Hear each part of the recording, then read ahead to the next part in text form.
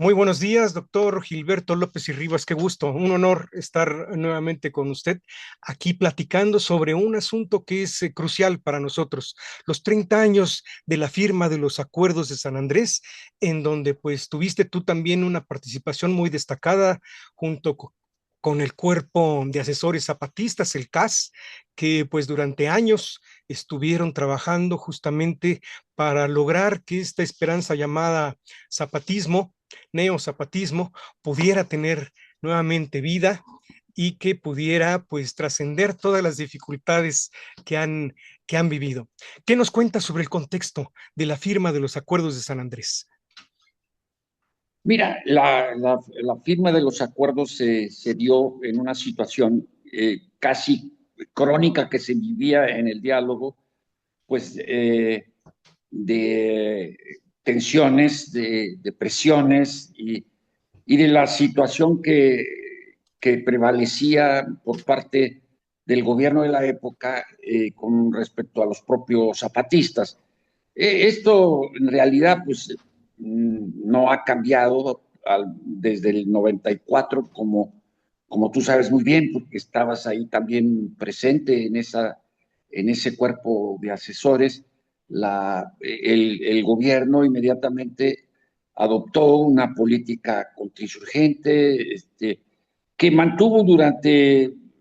todo el diálogo, de una manera u otra, aunque estuviese la COCOPA o aunque participara la CONAI, de tal manera que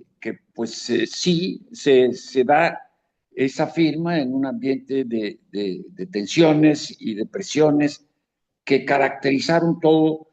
lo que fue el diálogo de San Andrés en cuanto a el encuentro entre el gobierno federal y el EZLN. Otra cosa muy diferente se vivía dentro de lo que podría ser el ámbito del apoyo al zapatismo por parte de los asesores invitados, en donde se daba pues un debate sobre los alcances que se querían lograr, pues, sobre todo el tema o la mesa principal de autonomía, aunque también recuerdo la mesa de los derechos de las mujeres era muy debatida, muy discutida, de tal manera que, pues, del lado del campo del EZ, se profundizaban las propuestas, se vio la posibilidad por fin de lograr el reconocimiento pleno de los derechos a la libre determinación y la autonomía de los pueblos indígenas. Pero bueno, como ya se sabe, la firma fue el preámbulo de lo que podría ser la gran traición del gobierno a esta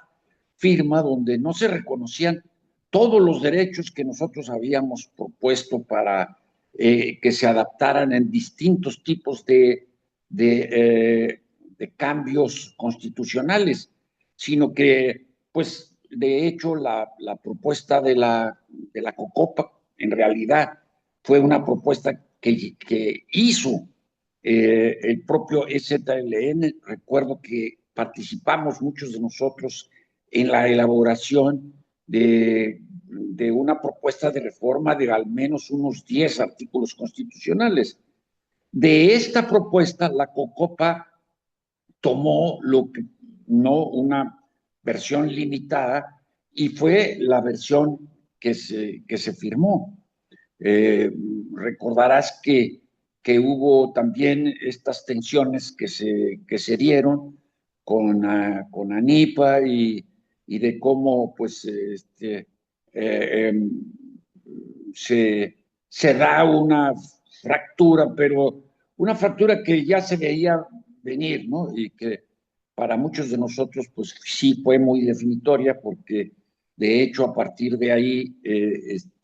uno tomó el camino del apoyo al zapatismo y otros tomaron el camino de lo que, pues, después de muchos años sería incluso lo que estamos viviendo hoy en día, Morena y todos estos agrupamientos que surgen de lo que podrían ser llamados los mecanismos de la democracia tutelada, de la izquierda tutelada, ¿no? Pues hubo que decir que fue necesario el levantamiento armado en nuestro país para que se escuchara la voz de, pues de los de más abajo. Así lo manifestaban los zapatistas, que una de sus, digamos, imágenes más impactantes era el pasamontañas, el tener que quitarse el rostro para tener acceso a la voz, ¿verdad? Por otro lado, esta iniciativa de la Cocopa, como manejas, pues en un principio había sido ya también aprobada, digamos, por el secretario de Gobernación, Chaufet, pero se echaron para atrás como una medida, pues yo pienso dilatoria, pero también de desfondar todo lo logrado por las diferentes actividades zapatistas. Recuerdo el Congreso Nacional Indígena mismo, el Foro Nacional Indígena y tantísimas iniciativas pacíficas del STLN que buscaban una solución que justamente, como dices, tuviera un contenido de reformas constitucionales. ¿Tú cómo viviste desde dentro también en el Congreso de la Unión la discusión para que se reconocieran la autonomía? Yo recuerdo que el presidente Cedillo decía que teníamos el riesgo de balcanizar el país. ¿Cómo lo percibiste tú?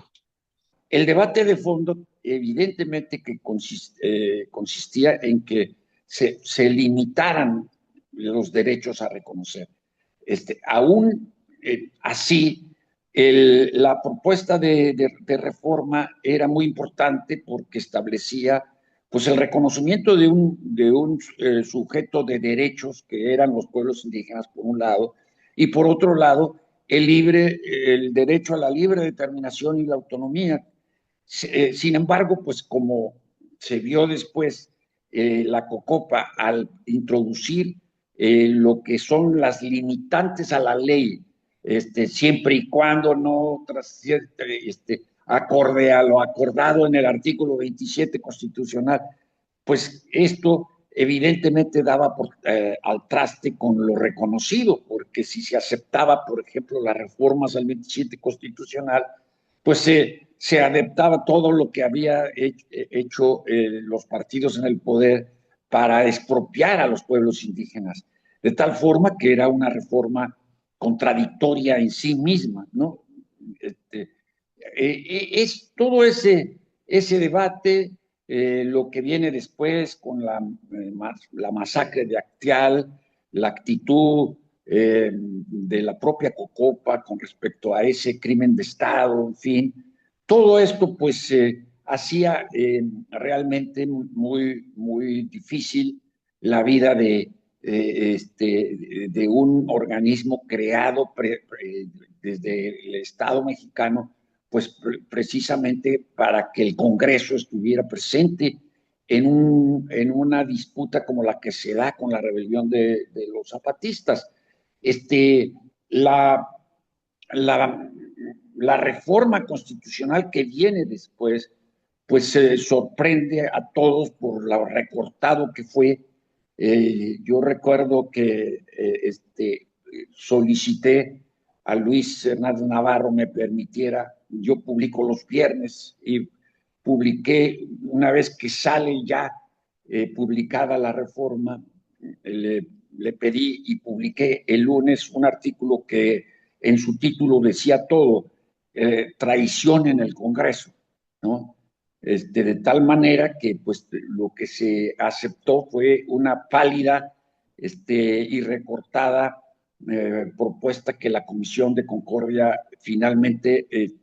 llevó a cabo al Congreso y que aceptó el Congreso. Esto que mencionas, pues efectivamente ya fue con el presidente Fox, que pues con mucho desparpajo, ¿verdad?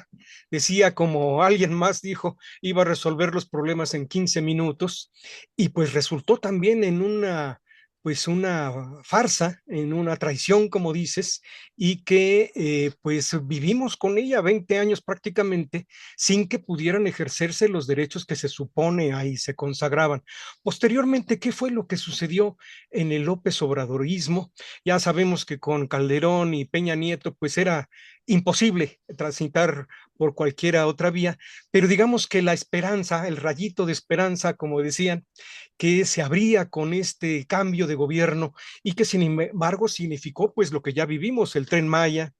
el tren interoceánico y tantas otras pues calamidades para los pueblos originarios. No solamente eso que tú señalas de manera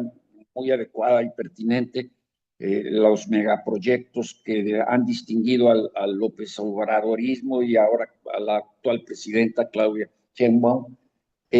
sino que de manera muy concreta todo lo que tiene que ver con los derechos indígenas fueron pues no solamente ignorados en lo que toca hacer cualquier tipo de reforma que no se llevó a cabo, sino también el hecho de que se vulneraran permanentemente esos derechos, precisamente con las megaobras, pero también con un militarismo que no habíamos visto incluso en la época del priismo y del panismo. Es decir, la gran sorpresa del cuarto transformismo es que adoptó al ejército, a la marina y a la Guardia Nacional como los actores político-militares, por decirlo de una manera, que apoyaran y resguardaran los proyectos extractivistas o neoextractivistas que pusieron en marcha, de tal forma que pues no solo no se dan las reformas que hubieran se esperado con un gobierno supuestamente progresista, sino que sigue el tutelaje a partir pues, de un personaje muy controvertido que es Adelfo Regino, y ahora pues su amigo en la Suprema Corte de Justicia, nada menos en la cabeza de uno de los poderes de la Unión, ¿no? Hugo, que era pues muy amigo de Adelfo, ¿no? Prácticamente trabajaban juntos, y que sigue operando pues lo que siempre nosotros dijimos que era una especie de ministerio de las colonias, de las colonias internas, ¿no? Que es este instituto que dirige y que brilla por su ausencia en cuanto a defender los derechos de los pueblos indígenas contra estas políticas extractivistas. De tal forma que si vemos actualmente lo que a raíz de lo que fue la firma de los acuerdos, pues aún con gobiernos que se dicen que surgen de la izquierda, los derechos indígenas siguen siendo traicionados, y podríamos volver a escribir otro artículo como traición en la cuarta transformación, ¿verdad? Que se llamara así en cuanto a los derechos indígenas se refiere.